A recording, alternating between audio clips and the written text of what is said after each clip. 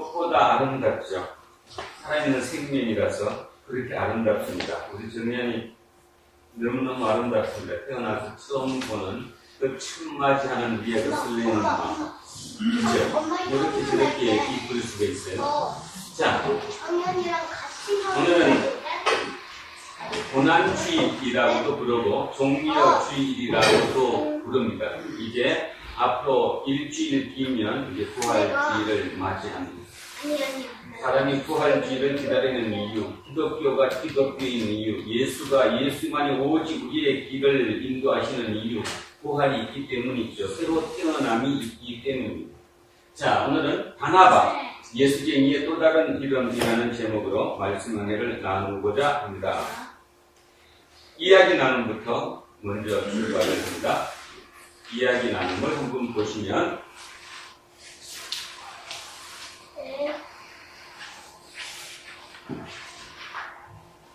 옛날 러시아에 한 가난한 농부가 살았다. 이런 새벽에 하디를 나간 농부는 아침 식사로 빵 한 조각을 가져가 나무 밑에 놓아두었다. 어느덧 정기질이 끝나고 시정기가 돌자 농부는 나무 밑으로 다가가 빵을 찾았지만 이상하게도 빵은 감쪽같이 사라지고 없었다. 아무리 찾아도 없자 마음 착한 농부는 이렇게 말하며 맹물로 허기를 달랬다. 할 수 없구나. 어쨌든 한 끼 굶는다고 죽진 않을 테니까 누구든 그 빵이 필요했으니 가져갔겠지. 그 사람이라도 잘 먹으면 좋겠군. 그런데 가난한 농부의 아침을 훔친 자는 바로 악마였다.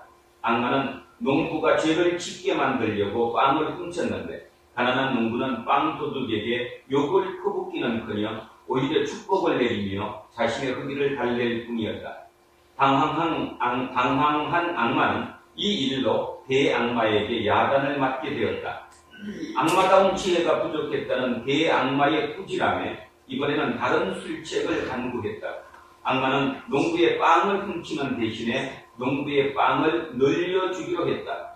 농부의 부지런한 하인으로 숨어 들어간 악마는 홍수가 될 것 같은 해에는 고지대의 씨를 뿌리라고 가르쳐주고 가뭄이 될 것 같은 해에는 습지의 씨를 뿌리라고 가르쳐 주었다. 이렇게 해서 농부는 해마다 예전보다 훨씬 더 많은 곡식을 수확하게 되었다. 풍요로운 수확으로 곡식이 남아 돌자 악마는 이것으로 술을 만드는 방법을 일러주었다. 허기를 달래주던 일용의 양식이 쾌락을 위한 도구로 바뀌기 시작한 것이다. 허기에 달래주던 일용의 양식이 쾌락을 위한 도구로 바뀌었다는 겁니다. 술이 생기자 농부는 친구들을 불러들여 먹고 마시며 놀았다. 이 술 친구들은 처음에는 여우처럼 서로를 좋아하며 알랑거렸지만 곧 늑대처럼 변해 서로에게 사납고 거칠게 대하였다. 마침내 술자리가 끝날 즈음에는 인간의 모습은 사라지고 다들 돼지로 변해 모두 여기저기 흘리고 소리치는 지저분한 짐승이 되어 있었다. 이 모양을 본 대악마는 몹시 어떻게하며 도대체 술에 어떤 악마의 묘약을 넣었기에 겉으로 착하던 농부가 저처럼 짐승이 되었느냐고 물었다. 악마의 대답은 이랬다. 제가 한 일이라고는 농부에게 필요한 양보다 더 많은 수확을 준 것밖에 없습니다. 짐승의 피는 인간의 마음속에 항상 있으니까요. 인간에게 꼭 필요한 양밖에 없을 때까지는 그 짐승은 잘 묶여 있지요. 한때 저 농부가 마지막 빵을 잃어버리고도 빵 도둑에게 축복을 내렸던 것처럼요. 하지만 필요를 넘어 남아돌기 시작하면 인간은 거기서 쾌락을 찾아낼 방법을 모색하기 시작합니다. 그래서 제가 술이라는 쾌락을 알려주었죠. 신이 주신 선한 선물을 자신의 쾌락을 위해 쓰기 시작하자마자 그동안 묶여있던 여우와 늑대와 돼지의 피가 다 뛰쳐나온 거지요. 러시아 민담입니다. 톨스토이의 단편 중에 있는 제목은 악마와 빵 한 조각이라는 제목이죠. 지금 우리가 살고 있는 세상은 생산과 잉여야말로 낙원으로 가는 지름길이라고 주장합니다. 모두가 그렇게 얘기합니다. 그죠? 그래서 더 잘 사게 만들어야 된다고 얘기하죠. 가난을 치유하기 위해서 더 많은 물질적 풍요가 필요하다고 설득합니다. 그래서 대다수의 사람들은 이미 그 주장에 설득당해 있습니다. 그게 신자유주의라고 우리는 지금 부르고 있지요. 아마도 우리 시대만큼 검소한 삶의 방식이 비웃음의 대상이 된 적도 없습니다.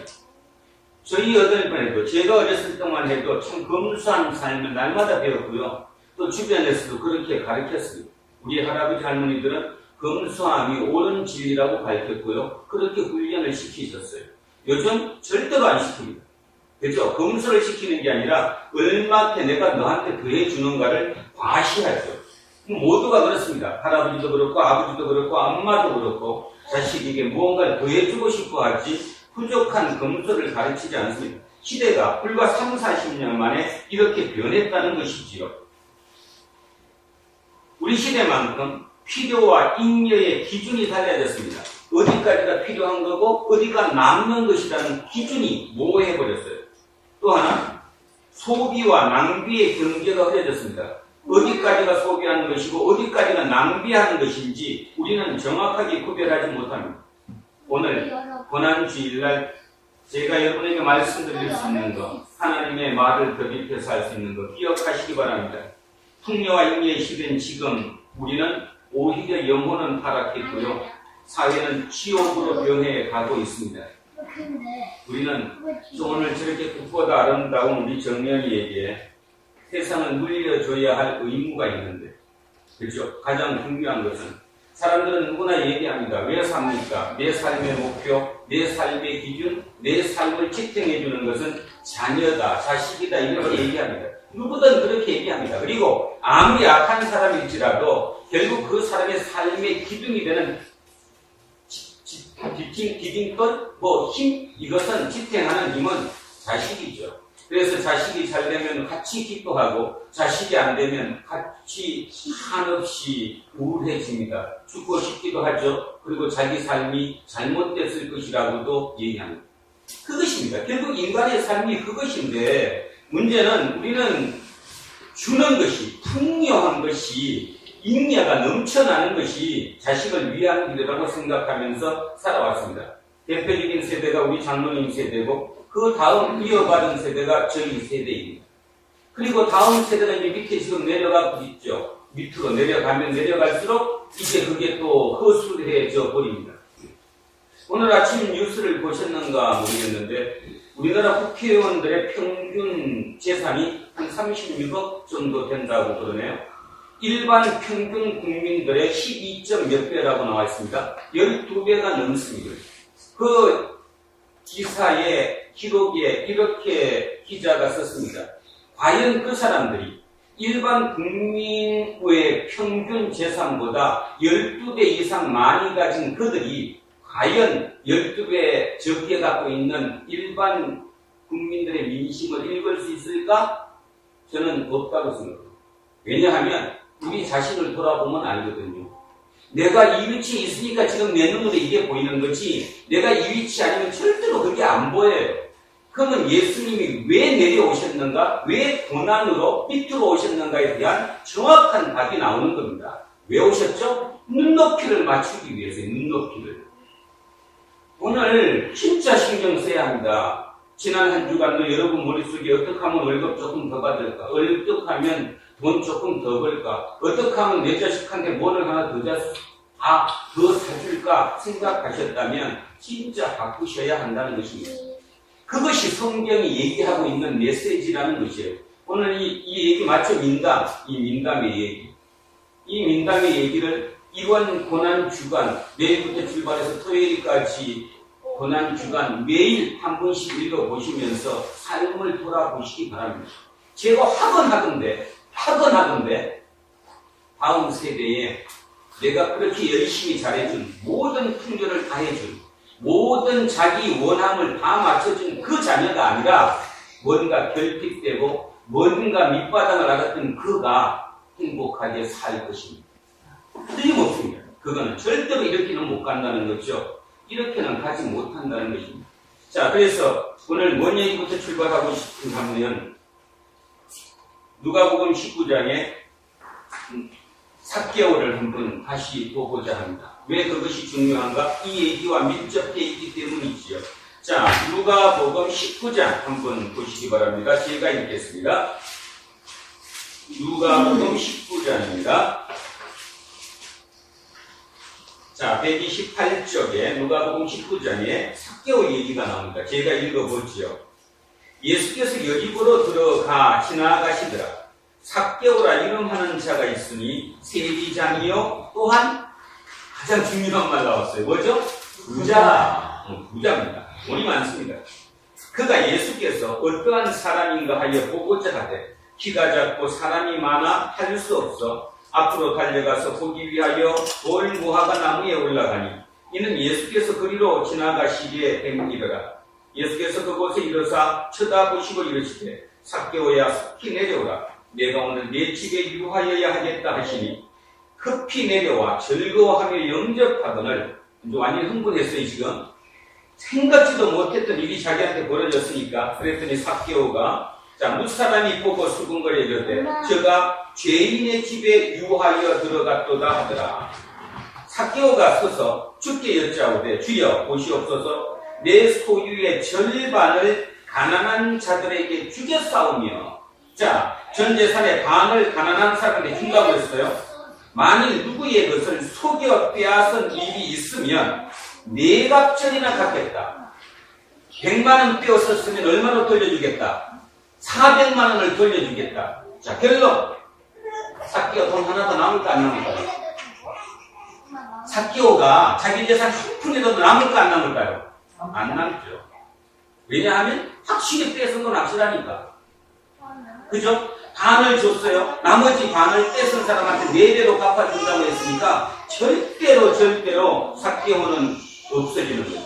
문제는 그 다음입니다. 9절입니다. 9절. 자, 9절 같이 합독하십니다. 9절 말입니다. 시작. 예수께서 이르시되 오늘 구원이 이 집에 이르렀으니 이 사람도 아브라함의 자손이미로다. 아멘. 자, 구원이 이르렀대. 구원이 무엇입니까? 구원. 구해지는 거죠. 구해진다는 건 무슨 뜻입니까?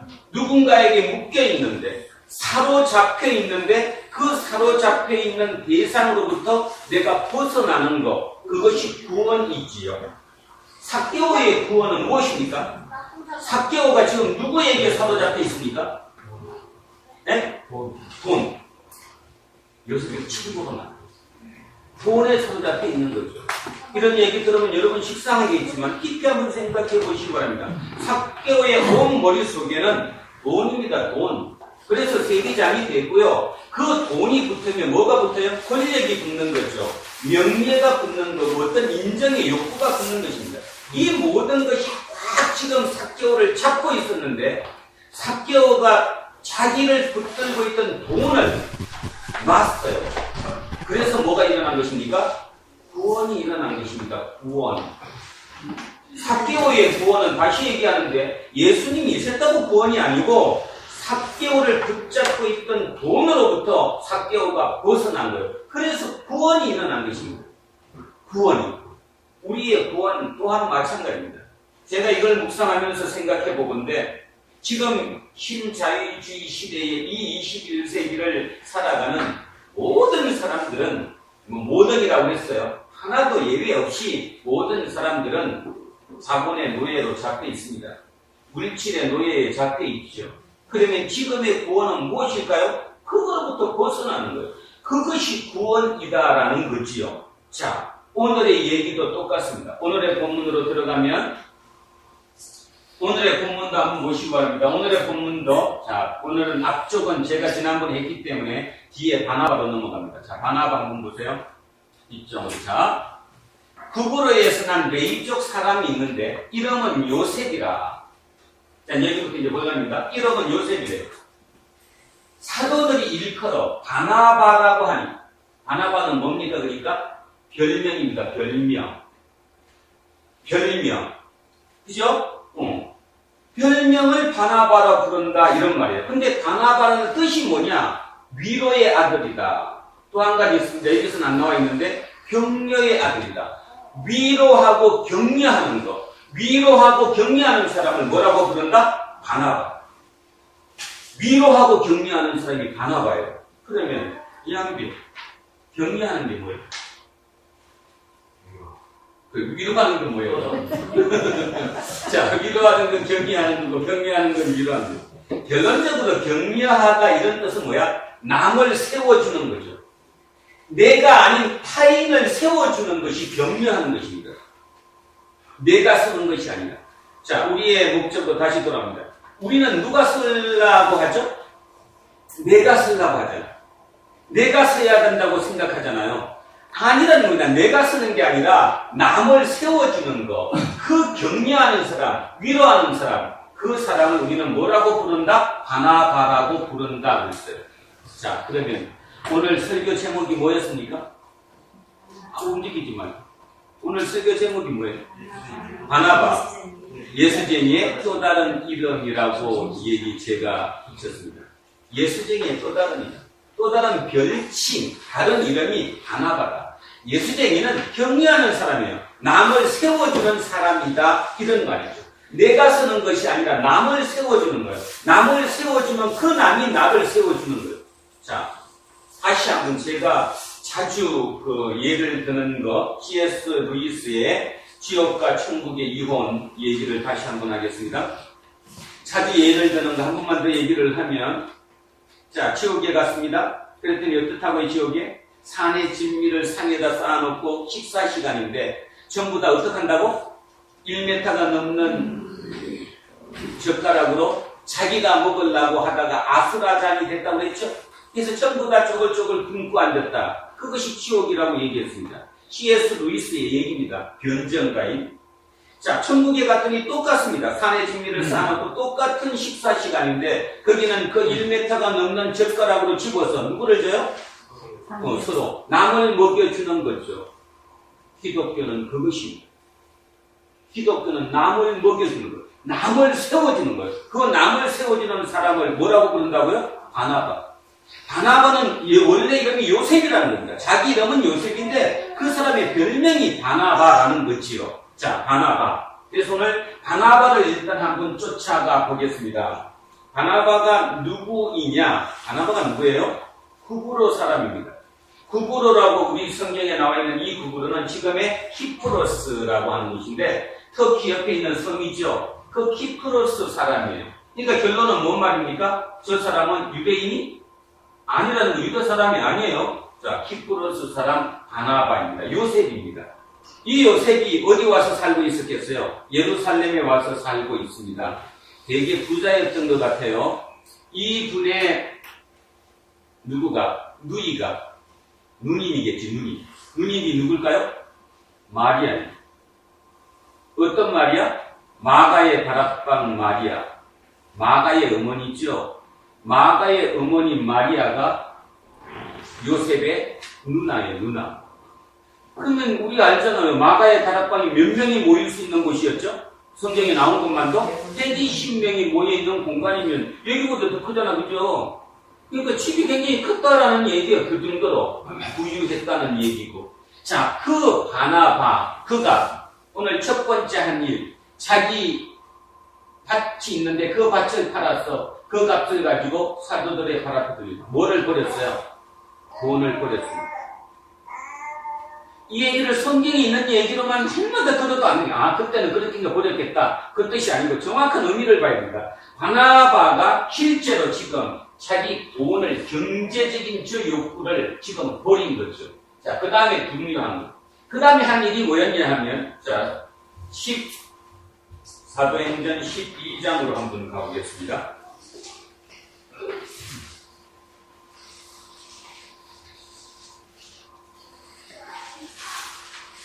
자, 12장에 한번 11장이네요. 11장에 한번 가보시면, 11장입니다. 사도행전 11장. 이거 조금 더 가보시면, 바나바가 나옵니다. 자, 어디부터 제가 읽겠습니다. 19절부터 제가 읽어보겠습니다. 19절부터. 사도행전 11장 19절입니다. 207절. 그때에 스데반의 일로 일어난 환난으로 말미암아 흩어진 자들이 베니게와 쿠브로와 안디옥까지 이르러 유대인에게만 말씀을 전하는데 그 중에 쿠브로와 구레네 및 몇 사람이 안디옥에 이르러 헬라인에게도 말하여 주 예수를 전파하니 주의 손이 그들과 함께 하심에 수많은 사람들이 믿고 주께 돌아오더라. 예루살렘 교회가 이 사람들의 소문을 듣고 바나바를 안디옥까지 보내니. 자, 어디에 교회가 생겼어요? 안디옥에 교회가 생겼어요. 그러니까 예루살렘 교회에서 뭐 어떻게 한 겁니까 지금? 누구를 보냈다고요? 바나바를 파견한 것이. 그래서 목사로 바나바를 안디옥 교회에 파송한 겁니다. 누구를? 어디에? 안디옥 교회에. 목사로 보냈어요. 자, 있습니다. 예루살렘 교회가 이 사람들의 소문을 듣고 바나바를 안디옥까지 보내니 그가 이르러 하나님의 은혜를 보고 기뻐하여 모든 사람에게 굳건한 마음으로 주와 함께 머물러 있으라 권하니. 자, 24절 함께 읽습니다. 시작. 바나바는 착한 사람이요 성령과 믿음이 충만한 사람이라. 이에 큰 무리가 주께 거하여지더라. 누구 때문에? 바나바 때문에. 뭐가 늘어났어요? 성도가 늘어났다. 왜죠? 형제의 사람이니까. 그를 세우는 사람이니까. 누구든 사람은 상대를 세우는 사람은 좋아하기 마련이죠. 지금도 똑같습니다. 세워야 된다는 거예요. 상대를 위로하고 격려해서 그를 세워주면 그게 교회가 된다는 거예요. 중요한 건 그 다음입니다. 자, 25절. 바나바가 사울을 찾으러 다소에 가서, 자, 바나바가 목회가 너무너무 잘 돼요, 지금. 안디옥 교회 담임 목사가 돼가지고 하는데 뭐 사람들이 성도가 늘어나니까 얼마나 기분이 업돼 있었겠습니까? 그랬었으면, 내 능력이 뛰어나구나. 그래야 되는 게 지극히 정상이 있죠. 근데 그는 누구를 찾으러 갔다고요? 사울을 찾으러 다소에 갔어요. 다소에. 엄청난 먼 곳이 옛날에 걸어갔겠죠. 걸어서 진짜 일주일씩 걸어서 그 타우르스 산맥을 넘어가지고 그 높은 산맥을 타고 가서 직접 찾아가서 사울을 데리고 온 것입니다. 그래서 만남에 안디옥에 데리고 와서 사울을 데리고 와서 둘이 교회에 1년간 모여 1년 동안 사역을 같이 했는데 큰 무리를 가르쳤고 제자들이 안디옥에서 비로소 그리스도인이라 일컬음을 받게 되었다. 자, 누구랑 같이 동역하면서 바울을 데리고 와서 동역을 하면서 드디어 그 교회 공동체 사람들을 밖에 사람들이 뭐라고 불렀다고요? 그리스도인이라고 불렀다고.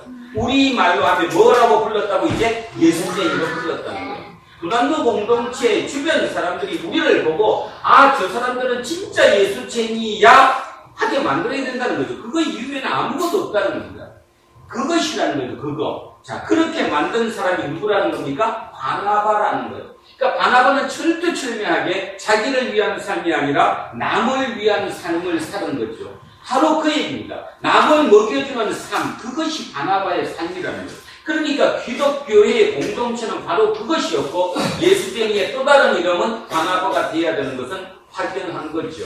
중요한 사실은 이렇게 데리고 왔던 누구가 바울이 1년이 지난 다음에 이제 어디로 가요? 선교, 세계 선교를 위해서 가잖아요.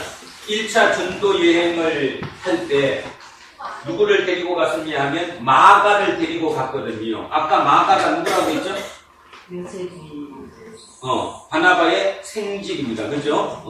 누님의 아들이니까 생질. 그러니까 바나바가 생질이니까 마가로 봤으면 바나바가 누구예요? 외삼촌이에요. 우리 요셉이가 내가 외삼촌이 되듯이 똑같은 거죠. 그 요셉이의 외삼촌인 것처럼 마가의 외삼촌이 바나바였다 그런 말입니다.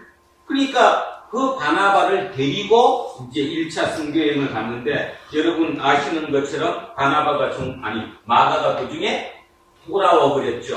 그러니까 사도 바울이 열이 되게 받았어요. 그죠? 저렇게 멍청한 놈, 지구력도 없는 놈, 끈기도 없는 놈, 어떻게 도중에 돌아갈 수 있느냐. 그렇게 해서 마음에 좀 욕을 하고 있던 찬스에 이제 몇 차 전도 여행을 떠납니까? 2차 전도 여행을 떠납니다. 자, 뒤로 넘기셔서 16장으로 넘어갑니다. 15장으로 넘어갑니다. 15장 36절입니다. 자, 15장 36절. 머릿속으로 그림을 그려보십시오. 지금 어떤 상황인가? 1차 전도여행을 바울과 바나바가 같이 했고요. 자, 그 다음에 돌아왔는데, 그 사이에 마가가 도중에 포기하고 돌아갔다는 것. 자, 36절. 며칠 후에 바울이 바나바더러 말하되, 우리가 주의 말씀을 전한 각성으로 다시 가서, 자, 1차 전도 여행을 하고 온 그 도시로 다시 가서 형제들에게 어떠한가 방문하자 하고, 그래서 이걸 몇 차 전도 여행이라고 해요? 2차 전도 여행이라고 하는 겁니다. 바나바는 마가라 하는 요한도 데리고 가고자 하나, 자, 바나바는 마가를 다시 데리고 가고자 하나, 바울은 밤빌리아에서 자기들을 떠나 함께 일하러 가지 아니한 자를 데리고 가는 것이 옳지 않다 하여 39절 제일 중요한 말이 나와 있습니다. 서로 심히 다투어, 우리 교회는 그냥 심히 다투어 이렇게 나와 있는데 원문을 해석하면 죽일 듯이 싸웠다. 서로 죽일 듯이. 살벌한 거죠? 그럴 정도로 아주 심히 다투었어요. 죽일 듯이 싸웠어요. 그래서 피차 갈랐으니 바나바는 마가를 데리고 배 타고 구부러로 가고 바울은 신라를 택한 후에 형제들에게 주의 은혜를 부탁을 받고 떠났다. 이렇게 나와 있습니다. 자, 여기서 바나바를 다시 봅니다. 바나바는 자기가 손위 사람이에요. 나이도 많아요. 누구보다? 사울보다 나이가 훨씬 많습니다. 그래서 자기가 사울한테 해준 게 뭐였냐 하면, 자, 얘기를 한번 돌아가 보죠. 사도 바울이 다마스커스 가는 도상에서 예수를 환상 중에 만나서 회심을 했습니다. 그리고 난 다음에 이제 완전히 마음을 변해서 어떻게 하기로 했죠? 복음을 전하려고 했어요. 그랬더니 유대인들이 말도 안 된다. 저 사람은 가짜다. 변절한 거다. 일시적으로 우리를 다 잡으려고 일만 가진하기 위해서 살짝 지금 트릭을 쓰는 것이다. 이제 그렇게 생각했잖아요. 그래서 어디에서? 다마스커스에서 쫓아냈어요. 성에서 어디에? 광주리에 달려가고 성문 밖으로 지금 나와서 도망갔잖아요. 그래서 간 곳이 아라비아, 지금의 사우디아라비아라고도 부르는 그 아라비아로 가서 장장 몇 년 동안? 3년 동안 우리 식으로 얘기하면 돌을 닦은 거죠. 이제 예수에 대한 어떤 그 돌을 닦았습니다. 그런 다음에 이제 어디로 가야 돼요? 인정을 받기 위해서는, 사역을 하기 위해서는 예루살렘에 가서 예루살렘 초대교회 사도들에게 내가 인정을 받아야 되잖아요. 그래서 바울이 예루살렘으로 올라갔습니다. 받아줄까요? 안 받아줄까요? 안 받아주죠. 당연히 변절자라고 안 받아주는 거고 저게 그 가짜일 거다. 말도 안 된다. 어떻게 당신이 바울이 우리를 그렇게 핍박했던 바울이 회심을 했냐. 이거 말도 안 된다. 그러고 있는 찰나에 누가 중간에 신원 보증을 썼죠? 바나바가 신원 보증을 씁니다. 내가 책임진다 이 말이죠. 내가 저 사람을 책임진다. 그래서 신원 보증을 썼어요. 그래서 정규 초대교회 예루살렘 공동체의 멤버가 됐습니다. 바울이. 여기서 우리 하나 알 거. 이미 바울이 그 정도 됐을 초기 단계에 바나바는 신원 보증을 할 정도로 신임이 두터웠다는 거죠. 어떤 힘을 가졌다는 거 아닙니까? 그랬었잖아요. 그리고 난 다음에 이제 예루살렘 공동체 일원이 되었는데 이제는 누가 죽이려고 달려드는 거죠? 예루살렘에 있는 유대교 사람들이 유대교를 변절했다는 배신자 1호로 처형 1호에 암살단이 조직됐죠. 바울을 암살하겠다는 암살단이. 그러니까 도저히 어쩔 수 없어서 기독교의 초대 공동체에서 어디로 보냈습니까? 고향으로 돌려보내줬습니다. 그 고향에서 장장 몇 년을? 13년을 집거하고 있었어요. 여러분, 그냥 얘기로 듣지 말고 자기를 한번 기준 삼아 보시기 바랍니다. 자기의 20대는 지금으로 따지면 서울대를 나왔고요. 하버드대를 나왔습니다. 챙챙합니다. 그리고 대단했고요. 나이 30이 넘어서 우리 알고 있는 사내들인 공회의 공회회원 69명 중에 한 명이 됐고요. 그 다음에 그 젊은 나이에 대제사장에게 내가 다마스커스로 가서 기독교인들을 잡아오겠다고 국문을 달라고 단도직입적으로 요청할 수 있을 정도의 담대함과 힘. 그랬던 누구가? 사도 바울입니다. 그랬던 사도 바울. 그 사도 바울이 13년이라는 자기의 완전히 30대 모든 청춘을 자기 고향에서 아무 일도 못하고 직거했을 때 그 상황이 오직 있겠습니다. 대단했겠죠. 그 13년 있는 차에 누가 아까 찾아왔잖아요. 바나바가 찾아와서 나랑 다시 동력을 합시다. 구원자 아닙니까? 다시 얘기하면 사도 바울로 봐서는 자기의 인생 고비 때마다 누가 나왔어요? 바나바가. 우리 얘기하는 거. 저희의 고비 때마다 오늘 이 순간 설교하는 이 이병선 목사가 있는 오늘까지 저 고비 때마다 저를 인도했던 바나바가 수없이 많았습니다. 여러분 또한 많습니다. 여러분 또한 가만히 되돌아보시면 그 고비마다 한 사람은 아니지만 내 길을 인도했던 바나바가 누군가 있었죠. 그 바나바. 중요한 사실, 오늘 제목처럼 중요한 사실은 그 바나바를 알아들은, 바나바가 하나님이 나를 위해서 보내주신, 위로하고 격려하시기 위해서 보내준 사람이라는 걸 깨달은 사도 바울이 누군가에게 또 다른 뭐가 됐어요? 바나바가 된 거죠. 다른 거 아무것도 없어요. 그러니까 결론적으로 뭐냐 하면, 제가 여기까지 오게 될 때까지 순간순간 고비 때마다 바나바가 돼준 그 누구 때문에 나는 그에게 또 돌려주는 게 아니라 또 다른 누구에게 바나바의 역할을 해야 되는 거죠. 그것입니다. 그것이 삶이에요. 인생 별거 아닙니다. 별거. 다시 얘기하면 딱 하나만 버리면 돼요. 물질이 모든 것이다. 아까 악마와 빵 한 조각의 그 러시아 민담처럼 모든 것을 한다는 것이 아니라는 그 민담이 우리에게 주는 교훈처럼 결국 나를 망가뜨리는 게 그것이라고 믿는다면 일용한 양식은 하나님이 주신다는 확신하에, 그리고 또 하나는 어떤 경우든 하나님이 사이사이에 바나바를 통해서 나를 여기까지 인도한 것을 깨닫는 순간 내 삶은 완벽히 변해질 수밖에 없죠. 그리고 행복합니다. 행복하지요. 자, 오늘 사도 바울은 그거를 깨달았습니다. 그래서 내 삶이 어떻게 해야 되는 걸 알았죠. 이제부터 내 삶은 어떤가요? 나도 또 다른 누군가에게 바나바가 되는 삶을 사는 거죠. 또 다른 누군가에게 바나바가 되는 삶. 이한빈 알겠어? 어떤 일이 겹칠 때마다 사람들은 첫째, 어떤 일이 닥치면 상대편을 원망하는 거죠. 저놈 때문에, 저 사람 때문에, 나는 안 그랬는데, 저가 오해해서. 절대로 오해는 없는 거예요. 바울이 깨달은 게 그것입니다. 오해는 없었던 거예요. 나한테 그것이 기쁨이든 슬픔이든 어려움이든 고난이든 고통이든 어떤 경우든 모든 것이 하나님이 제게 주신 거예요.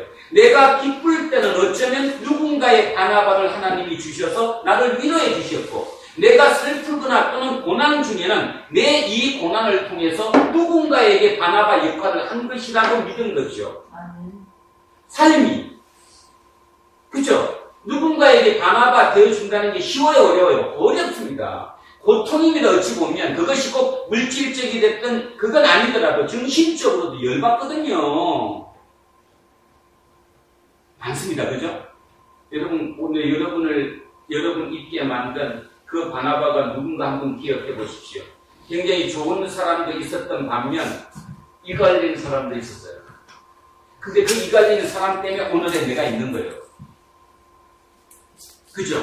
만약에 그때 이갈린 사람이 없고 모든 게 좋은 거가 있었다면 아마 여러분 오늘은 없습니다. 물론 전제 조건이 하나 있어요. 여러분의 오늘을 여러분 스스로 인정할 때, 사람이 자기를 살면서 자기를 인정하지 못합니다. 자기를 항상 부정합니다. 나는 왜 이 모양이 이 꼴이야? 나는 왜 안 돼? 나는 왜 이렇게 살까? 자기를 부인하지 못한, 뭐라고 해야 돼? 하여튼 자기를 그렇게 돼버리면 답은 전혀 없습니다. 그러나 나를 인정한다면 지금까지 내가 여기까지 오게 될 때까지의 수많은 바나바가 나를 이끌어줬다는 것을 믿게 되는 거죠. 그렇다면 지금도 나도 또 누군가에게 바나바가 되어주는 것. 지금 시대는 그런 것 같습니다. 21세기 지금 신자의 이 시대에 누군가에게 바나바가 되어주면 이거 옛날에 이 정도 예가 아니라 어마어마한 사람들이 주변에 누군가에게 바나바만 되어줄 수 있다면. 그런데 아까 얘기했듯이 지금은 물질적으로도 검소한 삶을 좋아하지 않고요. 무조건 뭐든지 좋고 그죠? 풍요로운 걸 원하지 낮고 작은 것을 원하지 않는 시대를 삽니다. 윤리와 기준이 바뀌었기 때문이지요. 그러니 결국 내가 먼저 살고 내가 남는 것, 진짜 조금 남는 걸로 남에게 뭔가 폼잰다 이런 식으로 주려고 그러니까 나중에 그 받은 상대가 나를 역으로 공격한다고 얘기했죠. 내 모든 것을 다 주면 절대로 그는 나를 공격하지 않는다라고 얘기했습니다. 제가 그 얘기 했나요? 김혜자 씨 그 얘기 했어요? 그 길에 네? 그 트레킹이라고 하나요? 트레킹? 히말라야 트레킹을 가서 그 시인 유시화 씨와 함께 우연하게 관계가 됐는데 그때 김혜자 씨가 굉장히 그 위기에 처해 있었고 가정적으로 굉장히 곤경에 처해 있었던 그런 때였다고 하네요. 그런데 어느 사원 앞에서 그 사원 앞에서 물건 팔잖아요. 그 뭐라 그래요?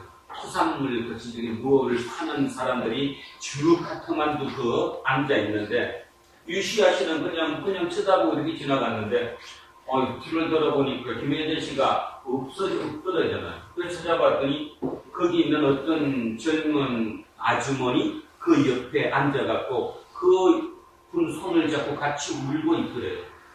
그 이해가 안 가가지고 아니 어떻게 보냐고 그랬더니 자기가 지나가는데 그 물건 조그만 거를 그 뭐라 그래요? 그 관광기념품 그런 것처럼 피워놓고 있는 그 젊은 아주머니가 울고 있더래요. 자기 눈에 그게 들어와서 말도 안 통하니까 자기가 할 일은 아무것도 없어서 그냥 옆에 붙어가지고 손잡고 같이 울어줬대잖아. 한 5분 울어주니까 그 분이 옆에 보면서 씩 웃고 웃음으로 바뀌더래요. 말이 안 통하니까 지금. 그러면서 거기에 있는 그 목각같이 하는 그 기념품 하나를 사고 $200를 줬대잖아요. $200. 그래서 유시아 씨가 나중에 오면서 비행기에서 물어봤대요. 아니 200달러면 천문학적인 숫자를 따지면 그들에게 그 왜 많은 돈을 줬냐고 그랬더니 인간이 슬플 때 다 그렇지 않아요? 누군가 횡재를 원하지요. 그 아줌마도 나 때문에 횡재 한 번 했다면 그 인생이 변할 거 아닙니까? 바로 그건. 그래서 그분은 진짜 권사님이에요. 그죠? 김혜자 씨는 진짜 권사님입니다. 그렇게 할 수 없는 것이거든요. 바로 그게 오늘 얘기하는 바나바라는 거예요. 위로하는 사람, 격려하는 사람이라는 게 그런 것이라는 거지요. 근데 우리는 그것을 의식하면서 하려고 그러니까 문제가 돼요. 의식하면서. 내가 이렇게 의식해서 저가 나를 알아줄 거니. 이렇게 하면 안 된다는 거죠. 바나바 보세요. 바나바가 만약에 의식하고 사도 바울을 그렇게 챙겨줬다면 나중에 이렇게 싸우고 나서 죽을 듯이 서로 싸우고 나면 가만히 뒀겠습니까? 자기가 연장자고 자기 힘도 더 있고 권력으로 따져서도 더 있는데 문제죠. 야, 저놈 잡아. 저 어떻게 인간이 저럴 수, 내가 지한테 어떻게 했는데, 내가 지한테 어떻게 했는데 지가 나한테 이럴 수 있어. 이런 마음을 먹으면 그냥 끝난 거예요. 그죠? 초대교회 공동체는 나오지도 않고요. 지금의 이 성경도 없을 뿐더러, 성경이 없습니다. 성경도 없을 뿐더러 이방 기독교 공동체는 생기지도 못했습니다. 중간에 사그러들고 말았죠. 그런데요, 저는 바나바를 묵상할 때마다 거기서 이제 도전을 받죠. 도저히 불가능하겠지만 그럼에도 불구하고 나도 내 죽기 전에 이 땅을 떠나기 전에 바나바 같은 마음이 될 수 있지도 않을까 하는 꿈을 꿉니다. 진짜 꿈이지요. 꿈입니다. 못하니까. 마누라가 조금만 뭐라도 열받는데 속으로. 그죠? 자식이 하는 짓거리가 조금만 내 눈에 거슬러도 속으로 며칠씩 가는데, 생각을 해보세요. 자기가 연장자고 나가 없었으면 사도바울은 생기지도 못하는 그 어려운 고비마다 내가 그를 세워줬는데 그가 어떻게 나한테 달게 들고 나를 죽일 듯이 싸울 수 있는가? 말이 안 되는 거 아닙니까? 그런데도 사도 바울은, 아니 바나바는 그것도 버렸다는 거예요. 그것이 바로 뭐예요? 격려의 사람이고 위로의 사람이라는 거예요. 결국 몇 가지 버렸어요? 두 가지 버립니다. 뭐 먼저 버렸습니까? 물질. 물질을 과감하게 버릴 수 있었었고, 두 번째 나를 버릴 수 있었어요. 내 인정의 욕구, 뭐 세상적으로 얘기하는 심리학적인 어떤 모든 것 다 버릴 수 있었다는 거예요. 그리고는 사라집니다. 그런데 어디서 나타나느냐 하면요, 갈라디아서 2장에 바나바가 다시 나타납니다. 갈라디아서 2장, 제가 한번 읽어드리겠습니다.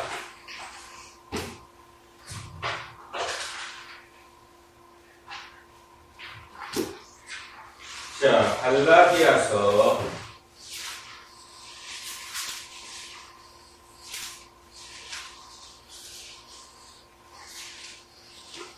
2장의 1절 303쪽에 있는데요. 제가 한번 읽어보겠습니다. 여기에 이렇게 나와 있습니다. 갈라디아서 2장 1절 14년 후에, 시간도 많이 길어요, 그죠? 14년 후에 내가 바나바와 함께 디도를 데리고 다시 예루살렘에 올라간다니. 누구랑 같이 갔어요? 바나바와 함께. 무엇을 의미합니까? 누가 참아준 겁니까? 그렇죠. 바울이 가서 꿇고 잘못해서 빌었겠어요? 아닙니다. 같이 동력을 또 해요. 14년 후에 내가 바나바와 함께 디도를 데리고 예루살렘에 같이 올라갔대요. 대단하죠. 바로 그것입니다. 예수쟁이가 되는 것은 그것이고요. 그거를 아는 거예요. 그러면 어떻게 바울이 이렇게 됐을까? 자, 바울의 마음가짐을 한번 찾아보겠습니다. 앞으로 조금 더 넘어오시면 고린도전서 2장 9절입니다. 265절. 고린도전서 2장 9절, 265쪽입니다. 제가 한번 읽어드리겠습니다. 바울이 깨달은 것, 기록된 바, 하나님이 자기를 사랑하는 자들을 위하여 예비하신 모든 것을, 한번 더 읽습니다. 하나님이 자기를 사랑하는 자들을 위해서 예비하신 모든 것은 눈으로 보지 못하고 귀로 듣지 못하고 사람의 마음으로 생각하지도 못하였다 함과 같습니다. 하나님께서는 바울이 깨달은 이 깨달은 말씀처럼 여러분과 저와 모든 사람에게 예비하신 그 모든 것은 우리가 지금 생각조차도 못한다는 거예요. 보지 못하는 건 막연하거니와, 그죠? 그런데요, 여기에 어떤 설레임이 있지 않습니까? 생각지도 못할 정도의 그것이 무엇일까가 궁금하잖아요. 그죠? 안 궁금합니까? 저는 막 진짜 궁금한데. 그러니까 희망이 있는 거죠. 지금의 눈으로 보는 게 아니니까. 눈에 보이는 것이 지금 내 눈에 보이고 내 앞에 드러난 이 현상이 하나님이 주는 것이 아니라 하나님은 여기보다 더 위에, 더 좋은 어떤 것으로 나를 예비하고 있다는, 그 모든 것이 있다는 걸 믿는 거죠. 이것이 뭘까요? 그 모든 것이.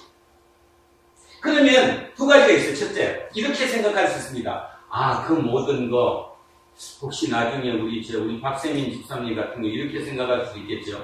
나중에 우리 성준이가 저기 서울대 가는 거 아니에요? 서울대를 가고, 하버드를 박사를 따고. 물론 맞죠, 그죠? 맞습니다. 모든 거. 또 예를 들어서 나중에 내가 사업을 잘해서 어떤 부자가 된다거나, 우리가 통상 생각할 수 있는 기본적인 그 모든 거, 예비하신 모든 것을 우리는 그런 꿈을 꿔요. 아, 맞아. 그렇게 내가 뭐를 해갖고 돈을 벌면 내가 교회에 헌금도 많이 하고, 뭐도 하고 하나님 사업을 해야지. 그런데 중요한 사실은 사도 바울이 깨달은 이 모든 것이 뭐였느냐는 거죠. 바로 빌립보서 4장 갑니다. 자, 빌립보서입니다. 빌립보서 4장 11절, 12절, 13절. 자, 바울이 누구를 통해서? 바나바를 통해서 자기 인생의 고비고비마다 그 바나바를 통해서 자기 인생이 변했어요. 그러면 바울은 그것을 날마다 바나바에게 당신 때문에 내가 이렇게 됐다 이렇게 생각한 것이 아니라 하나님께서 그 바나바를 그 중간중간 할 때마다 세우셔서 나를 인도하셨다, 예비하셨다는 거 본 거예요. 그런 고로 내 모든 것, 하나님이 나에게 예비해 주신 그 모든 것은 다 이루어질 것인데 그 모든 것이 무엇이냐? 자, 11절 읽습니다. 내가 궁핍함으로 말하는 것이 아니니라. 어떠한 형편에서든지 나는 자족하기를 배웠노니 나는 비천에 처할 줄도 알고 풍부에 처할 줄도 알아. 모든 일, 이 모든 일, 모든 것, 모든 일 같은 단어죠? 예, 모든 것, 모든 일. 그 모든 것이 뭐라는 겁니까? 배부르고 배고프고 풍부하고 궁핍할 때도 처할 줄 일체의 비결을 배웠다는 것. 무슨 뜻입니까? 하나님이 나에게 예비한 모든 것은 내가 뭐로 사는 거예요? 또 다른 바나바로 사는 것을 배웠다는 거예요. 그래서 내가 누군가의 바나바의 도움으로 풍부해질 수도 있고 내가 누군가의 바나바가 되어주기 위해서 풍부에 처할 수도 있고 많이 가질 수도 있고 적게 가질 수도 있고 내 마음이 기쁨이 넘칠 수도 있고 어느 순간 내 마음에 슬픔이 생길 수도 있고 그러나 그 모든 과정이 하나님이 내게 예비하신 모든 것이라는 거예요. 그러니까 자족할 수 있었던 거죠. 그게 자족할 수 있었기 때문에 아버지가 필요 없는 거죠. 우리는 문제가 뭐예요? 그렇게 되면 자족을 못하니까 마음이 열받고 불편하고 그죠? 이것 때문에 못하는 거죠. 인간이 누릴 수 있는 최고의 행복은 뭘까요? 자족입니다. 왜냐하면 행복감은 어떤 덩치, 양으로 오는 것이 아니거든요. 행복은 마음 상태에서 오는 겁니다. 그죠? 마음 상태에서 오는 거죠. 아니에요? 마음이면 물론 돈이 되게 많으니까 돈이 나를 어떻게 해주는 것 같지만 그것도 예를 들어서 10억 가지면 20억 갖고 싶고 20억 갖고 싶으면 한 번만 더 하면 50억 갖는다고 생각하니까 이거는 이거 자족이 없는 거죠. 인간의 가장 큰 행복, 하나님께서 우리에게 주시는 가장 큰 복이 뭐냐? 자족하는 복이에요. 그 자족의 복을 누가 배웠냐 하면 사도 바울이 배운 거예요. 바울이 누구를 통해서? 바나바를 통해서. 그 고비고비마다 내 삶의 고비마다 누군가의 바나바를 통해서 나를 세워주실 그 하나님을 믿기 때문에 나 또한 누군가에게 바나바가 되어주는 삶을 사는 거죠. 그러니까 그것이 완벽해만 이해되면 자족하는 삶이 될 수밖에 없는 거예요. 돈이 집에 만약에 1억이 있어요. 이번에 그 성균관대학교 수원 캠퍼스 학생 사물함에 보관됐던 2억 원이 넘는 돈이 최유정 씨 돈이라며요. 교도소에서 그 구치소에서 남편한테 전화해가지고 남편이 그 교수니까 시아버지가 서울대 법대 교수이신 건 아시죠? 우리에게 형사소송법을 책에 저자입니다. 대단한 집안에 얼마나 똑똑했으면 그 교수가 자기 아들을 줘서 며느리에 삼았겠어요. 참 그러면서 제가 많은 생각을 해봤습니다. 전화를 했대잖아요. 그래서 저기 대여 금고에 돈 넣어놨는데 금고가 넘쳐가고 13억밖에 안 들어갔다며 그 금고에. 이거 남는 돈 다른 데다 빼돌리라고. 그래서 사물함에다 그렇게 넣어놨겠다. 근데 그게 안 드러나면 아무 문제가 없을 것인데 말도 안 되게 드러나는 거죠. 그죠? 살짝 빼놓고 자기 서랍 속에 넣던가. 그렇습니다. 인간 별거 아니에요. 아무리 명하고 사회적으로 아무리 그죠 등망이 있고 아무리 그래도요 욕망의 노예가 되는 순간 우리는 어쩔 수 없습니다. 2억 크거든요. 2억이 작은 돈이 아니잖아요, 그죠? 그걸 숨기고 싶은 거예요. 안 들어가면 딴 데다 주든가. 어차피 뺏길 건데, 그죠? 자, 뺏기지 않기 위해서 하는 그것이 우리 인간이라는 거예요. 그런데 사도 바울은 그렇게 느끼지 않았다는 거예요. 결국 오늘 이 얘기의 핵심이 뭐냐 하면 교회 공동체는 이렇게 출발한 것이 교회 공동체라는 겁니다. 기독교 교회 공동체는 돈을 포기할 줄 알았고 그 다음에 자기의 이 속에 있는 어떤 욕구, 나를 인정해달라 이런 것까지도 버릴 줄 알았던 진정 서로가 서로를 도와줬던 그것이 기독 공동체였습니다. 그런데 그 공동체는 끝까지 가지를 못하는 거죠. 못하는 겁니다. 왜? 세상에 휘둘리니까. 아까 얘기했던 것처럼 그 악마와 빵 한 조각의 그 민당처럼 한 조각 넣어주는 그 사단이 하나님이라고 착각하고 있기 때문일지도 모른다는 사실입니다. 오늘 마무리를 이렇게 하겠습니다. 이 사도 바울의 위대한 고백, 풍부에 처할 줄도 알고 궁핍에 처할 줄도 알고 어떠한 형편에 서든지 자족할 줄 안다고 하는 이 고백이 사도 바울과 비교하면 말도 안 되겠지만 우리 도단노 공동체, 우리 식구들 모든 고백이 될 수 있었으면 참으로 좋겠습니다. 살아보자고 그렇게 한번. 그리고 고백이 나올 수 있나 안 나올 수 있나. 세상의 기준이 아니라 그렇게 해서 자족하고 날마다 기쁨이 넘친다면 우리의 자녀들 잘 살게 될 겁니다. 확신합니다. 쟤들 잘 살게 돼 있어요. 그리고 평화로울 수 있는 거고 그 복이 우리 우선 대대로 넘쳐나는 우리 공동체 모든 식구들 되시기를 주의 이름으로 축원드립니다. 기도하겠습니다. 하나님